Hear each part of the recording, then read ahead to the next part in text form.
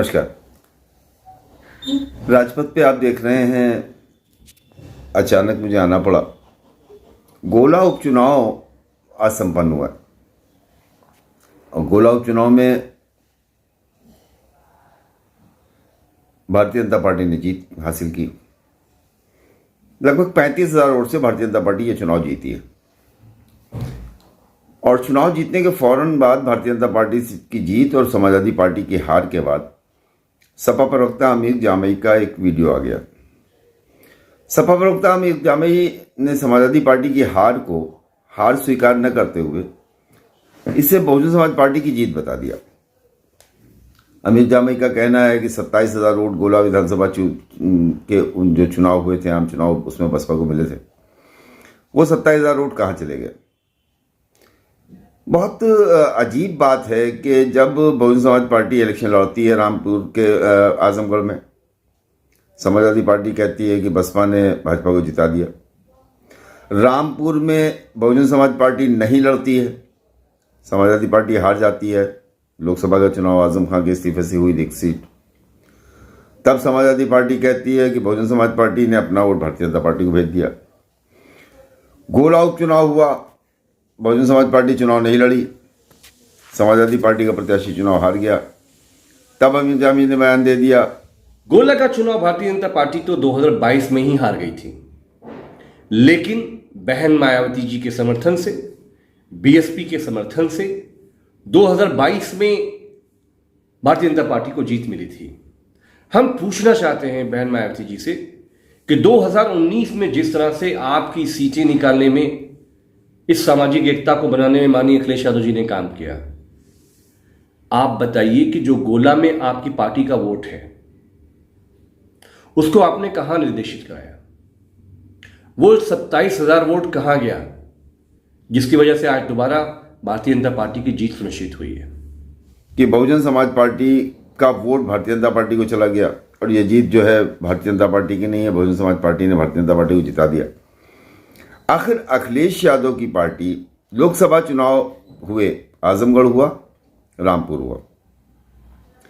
आजमगढ़ उपचुनाव में धर्मेंद्र यादव 600 किलोमीटर दूर से जाके वहां चुनाव लड़े। बहुजन समाज पार्टी ने जिस दिन अखिलेश यादव ने इस्तीफा दिया उसके तीसरे चौथे दिन शाह आलम गुड्डू जमालू को अपना प्रत्याशी बना दिया।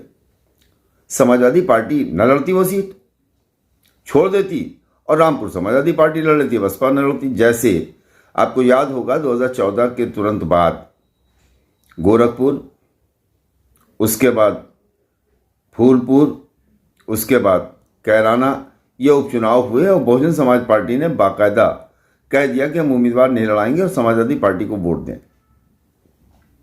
सपा ने बिल्कुल एकदम आंधी चली हुई थी भारतीय जनता पार्टी की, उसके बावजूद सरकार में रहते हुए योगी आदित्यनाथ की सीट सपा जीती, उप मुख्यमंत्री केशव मौर्य की सीट सपा जीती और कैराना सीट भी राष्ट्रीय लोकदल की प्रत्याशी जीती। तो अब ऐसे में बहुजन समाज पार्टी अगर नहीं लड़ रही है, उपचुनाव नहीं लड़ती है और उसके बाद भारतीय जनता पार्टी वहां जीत रही है, तब बुरा है। बहुजन समाज पार्टी ने भारतीय जनता पार्टी को वोट ट्रांसफर कर दिया। बहुजन समाज पार्टी का कैंडिडेट लड़ रहा है, तब बहुजन समाज पार्टी ने अपना उम्मीदवार लड़ा दिया, इसलिए भारतीय जनता पार्टी का कैंडिडेट जीत गया। समाजवादी पार्टी 2014, 2017, 2019, 2022 लगातार अखिलेश यादव के नेतृत्व में चुनाव हारती चली गई। तो ये कह दिया गया कि बहुजन समाज पार्टी की वजह से बसपा लड़ती है तो बहुजन समाज पार्टी की वजह से भारतीय जनता पार्टी जीत जाती है, बसपा नहीं लड़ती है तब बहुजन समाज पार्टी की वजह से भाजपा जीत जाती है। तो अखिलेश यादव की पार्टी क्या बहुजन समाज पार्टी पे डिपेंड है? बहुजन समाज पार्टी लड़ेगी तब भी बुरा, नहीं लड़ेगी तब भी बुरा। मायावती को चाहिए कि वो अपनी पार्टी का जो है विलय समाजवादी पार्टी में कर दें, या मायावती को चाहिए कि वो अपनी पार्टी ख़त्म कर दें, क्योंकि अगर मायावती लड़ेंगी तब भी समाजवादी पार्टी जो है वो हार जाएगी, मायावती नहीं लड़ेंगे तब भी समाजवादी पार्टी हार जाएगी। अखिलेश यादव ये क्यों नहीं सोचते हैं कि अखिलेश यादव, ऐसा कारण क्या है कि भारतीय जनता पार्टी का वोट वो निकाल के अपने साथ नहीं ला पाते? ये बात सही है कि बहुजन समाज पार्टी के न लड़ने के बाद बहुजन समाज पार्टी का जो मतदाता है वो उदासीन रहता है। कभी आपने सोचा कि बहुजन समाज पार्टी का मतदाता आपको वोट क्यों नहीं देता? आपने अपनी सरकार में उत्तर प्रदेश में मायावती के शासनकाल में बनाए गए जितने ज़िले थे उन्होंने बनाए थे ज़िले, सिर्फ नाम नहीं रखे थे। अमेठी का नाम शाहू जी महाराज नगर था, आपने अमेठी कर दिया। काशीराम नगर कासगंज का नाम था, आपने उसको फिर कासगंज कर दिया। शाहू जी महाराज नगर कासगंज काशीराम नगर, उसके बाद आप आइए फुले नगर अमरोहा का नाम था, आपने फिर फुले नगर कर दिया। संत रविदास नगर का नाम फिर आपने बदल दिया। इस तरह से जितने महापुरुषों के नाम पे ज़िले बनाए गए थे सबके नाम आपने बदल दिए। आपने प्रमोशन में रिजर्वेशन बिल फाड़ा। अखिलेश यादव ने कभी भी दलित उत्थान की बात नहीं की। सिर्फ बाबा साहब की अम्बेडकर की फोटो लगा के माला चढ़ा देने से दलित समाज आपका नहीं हो जाएगा। आपको दलितों के लिए काम करना होगा। भारतीय जनता पार्टी ने भी कोई काम नहीं किया दलितों के लिए। भारतीय जनता पार्टी ने भी जितने आप देखेंगे तो दलितों के साथ कोई बहुत उनके कारनामे नहीं है, लेकिन भारतीय जनता पार्टी ने कभी दलित के किसी भी इशू का विरोध नहीं किया है जबान से। और इसी की वजह से आज काशीराम के नाम से इतनी बड़ी यूनिवर्सिटी बनी थी, अरबी फारसी यूनिवर्सिटी, काशीराम अरबी फारसी यूनिवर्सिटी थी, आपने नाम बदल दिया, उसका नाम कर दिया ख्वाजा मोइनुद्दीन चिश्ती। आपने गौतम बुद्ध के नाम से GBTU था, उसका नाम आपने कर दिया AKTU, Abul Kalam technical university. तो ये तमाम जो काम अखिलेश यादव की सरकार में हुए हैं, अखिलेश यादव ने किए हैं, उसकी वजह से दलित समाज का वोटर अखिलेश यादव को पसंद नहीं करता, उनके साथ नहीं जाता।